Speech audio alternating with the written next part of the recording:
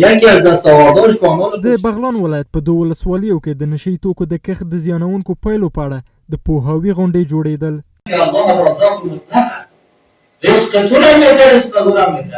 په دې غونډه کې د کورنیو چارو وزارت د نشي توکو پر وړاندې د مبارزې مرستیال چارواکو د نشي توکو کښت د ټولنې روغتیا او د ځوان نسل راتلونکي لپاره یو جدي ګواښ وباله او ټینګار یې وکړ چې دا پدیده د کورني اقتصاد، ټولنیز امنیت او د ټولنې روغتیا لپاره منفی پایلې لري.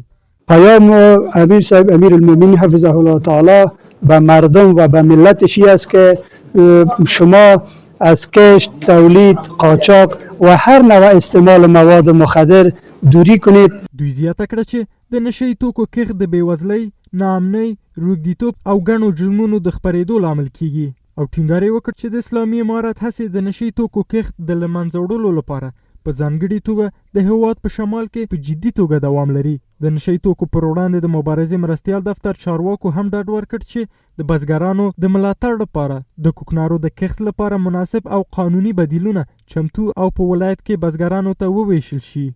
ما پلانای داریم در این راستا و همچنان وزارت زراعت آبیاری پلانای بدیل داره و فعلا هم توضیحات داریم در بعضی از ولایات مثل زعفران، مثل هنگ و بعضی چیزهای دیگه که ما فعلا بدیل توزیع میشه برای دیاقین انشالله و جایی که نرسیده ان قریب انشالله میرسه برای اما 30 دانه جوان تا خراب میکنن.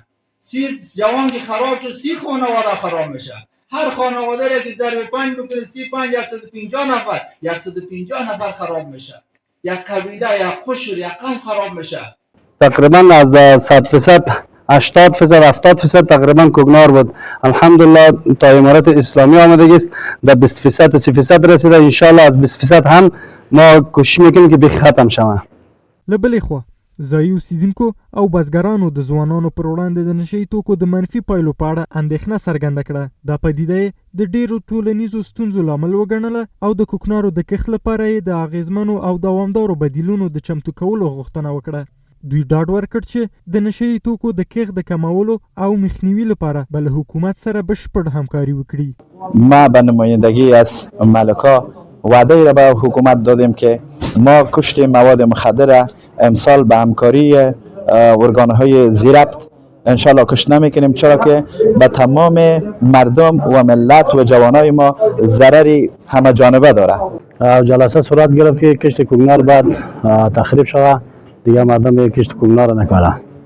د یادونې وړ ده چې د اسلامي امارت د واکمنۍ په 4 کلونو کې په ټول هیواد کې د نشي توکو د کښت د له منځه وړلو، د عامه پوهاوي د لوړولو، د کوکنارو د بدیل کښت او د بزګرو د هڅولو لپاره پراخې هڅې شوي دي.